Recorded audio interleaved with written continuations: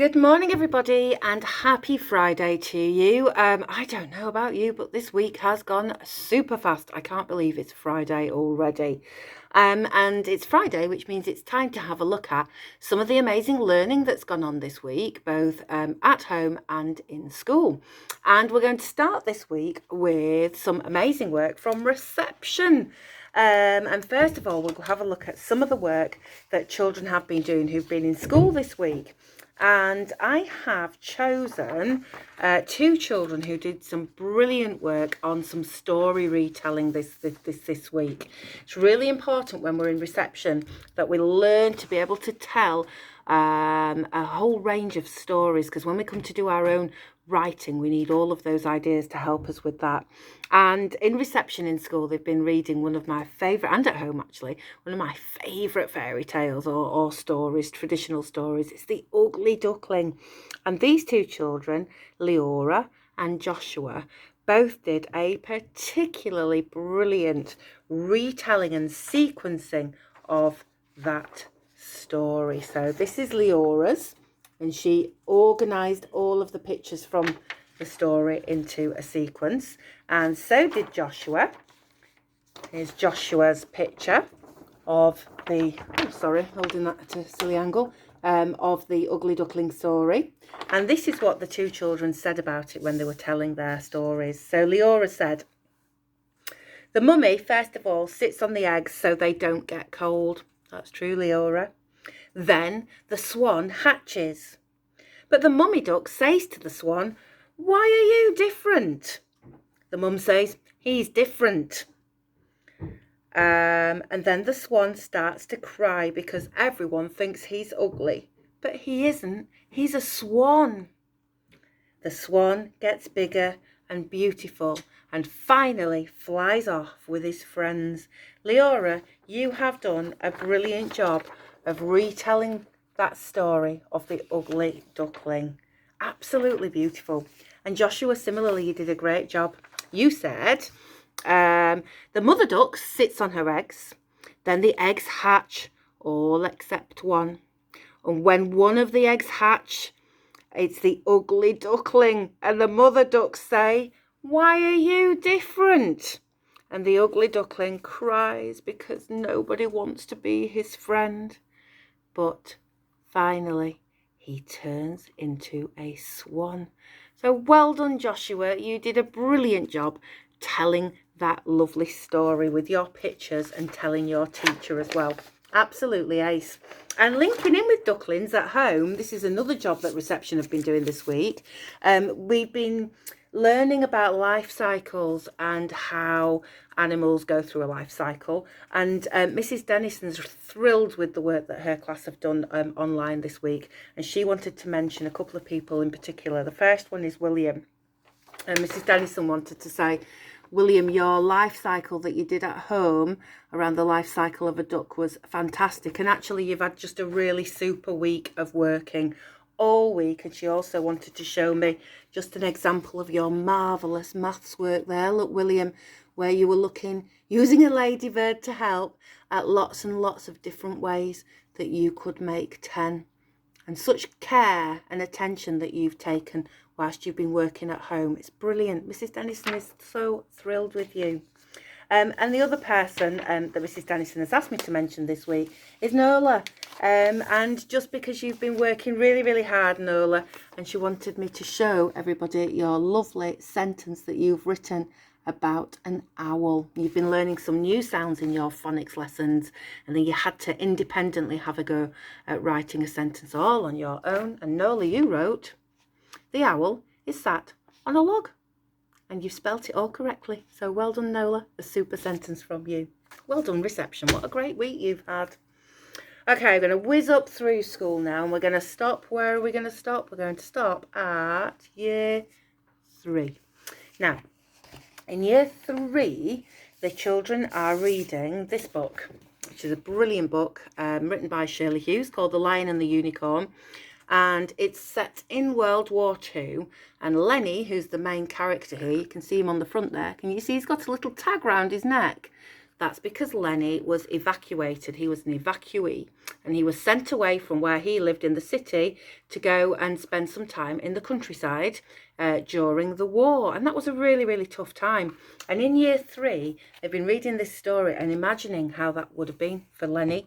And they had to imagine they were Lenny, and think about how it would have felt to have received a letter from home this week. The question they had to answer based on the text was, how does Lenny feel about getting a letter from Dad? And first of all, just want to show you the quality of, first of all, this person's here. This is George's writing. Beautiful handwriting there. And then we've got Alice's just underneath there. Really lovely examples of written work. I'll just read these out for you. So George said, when Lenny receives the letter from his dad, it's the highlight of his day. It must take his mind off all the terrible things that are happening outside his house. Because Dad is able to write the letter, Lenny knows his dad is not hurt or injured, because of course Dad stayed in the city. I think you're absolutely right, George. I think it really is the highlight of not just his day, but his week. When that letter comes through the letterbox, it must have made everything seem so much better. And then Isla's said, I think, did I say it was Isla's? I'm not sure what I said. I have to watch that back. It is Isla's.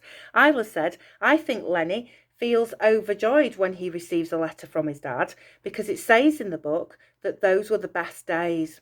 I think he misses his dad, so he looks forward to getting the letters from him. He likes the drawings that Dad puts in there because they're funny and they make him smile. I agree, Isla. I think it's really important to him to get those letters. Well done for writing such a brilliant answer to those questions. And who else? Okay, Mrs. Harrison actually wanted me to mention a couple of other people.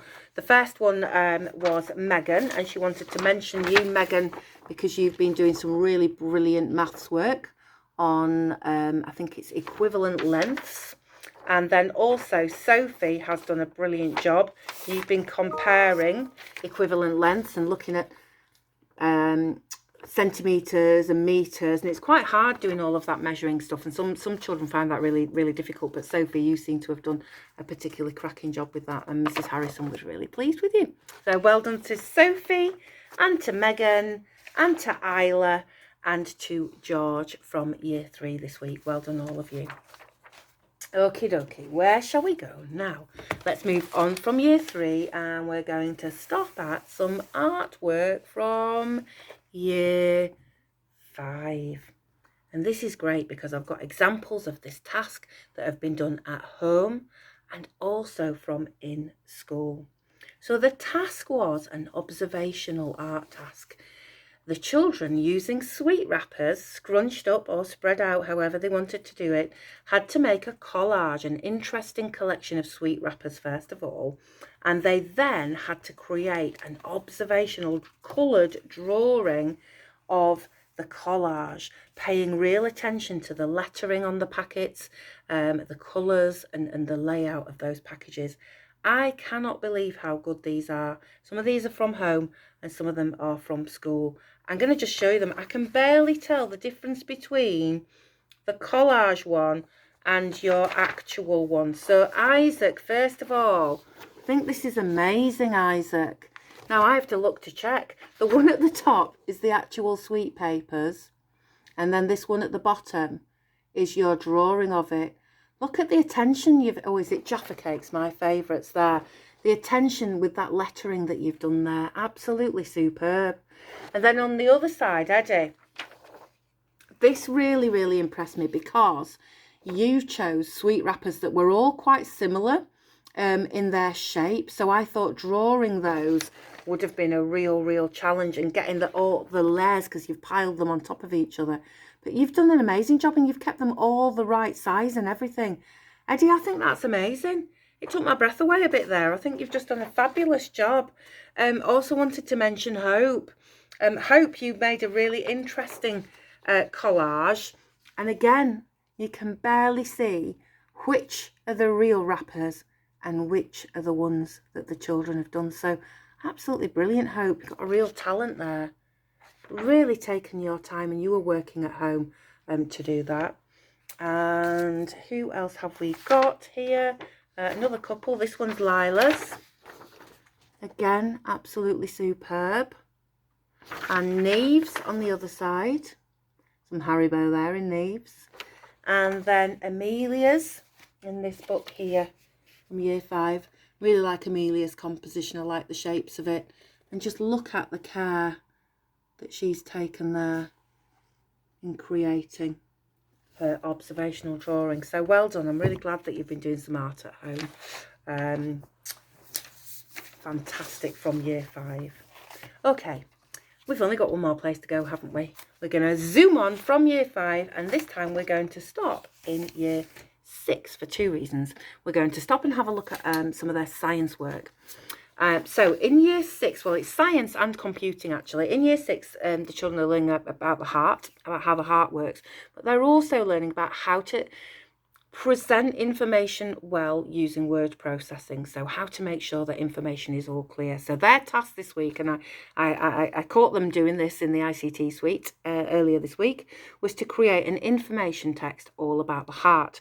But they really had to think about how to communicate the ideas, how to use headings and fonts, etc., to really make sure it was clear. So I've just got a couple to show you. The first one's Layla's.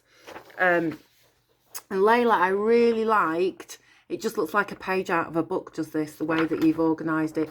I like the fact that you've included a little diagram there in the middle, but you've also got a table here of information about the kind of beats per minute that we should be expecting for different ages. And I think it looks really, really professional, the way that you've organised your fonts and your subheadings, and really easy to read as well. So well done, Layla. And Joseph was really keen to show me his. This is Joseph's work, and there's a number of things I admire about this. I like the fact that you've gone portrait. I think that's a good way of doing it. I really like your columns, Joseph. Also like the fact that you've chosen to put in bold some of the keywords so that when I'm skimming and scanning, I can find those really quickly. And I really love the care that you've taken to make sure all of your subheadings are the same colours. Again, that really, really helps the reader to navigate your information poster. So brilliant work about the heart, and also brilliant computing work as well. And to finish off, a couple of stories.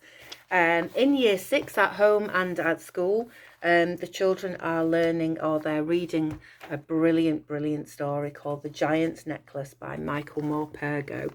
And their task was to write a little bit of the story just before the main character, who's called Cherry, gets stuck and gets stranded on a beach in Cornwall, actually.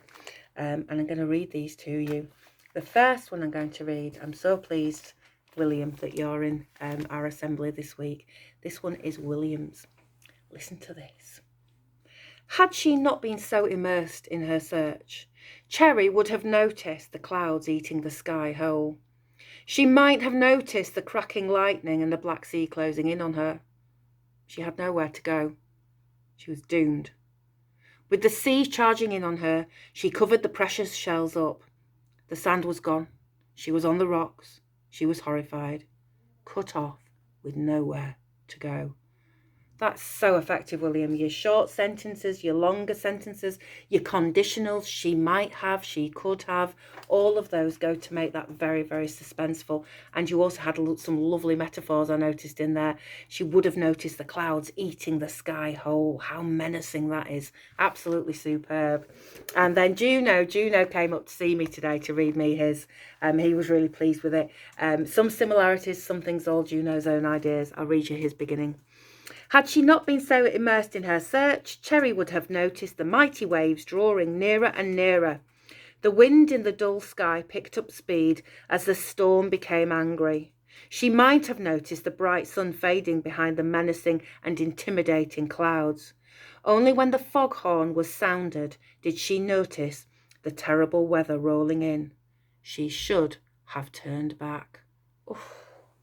Again, Juno. Absolutely beautifully written, with lovely handwriting as well. Juno's got a lovely sloping style, which is nice. So well done, year 6, and I'm really glad you're enjoying that book. And you've got, when we all come back together, you'll still have some more of that to read. So there we go. That's our Friday roundup of things that have been happening at home and at school. Have a really, really good day, a really good Friday, and a really lovely weekend. And all next week in our assemblies and our communications, we'll be thinking and preparing for the time in 1 week's time when we all come back together as one school family. So I really look forward to that. Have a good weekend, everybody. Bye for now.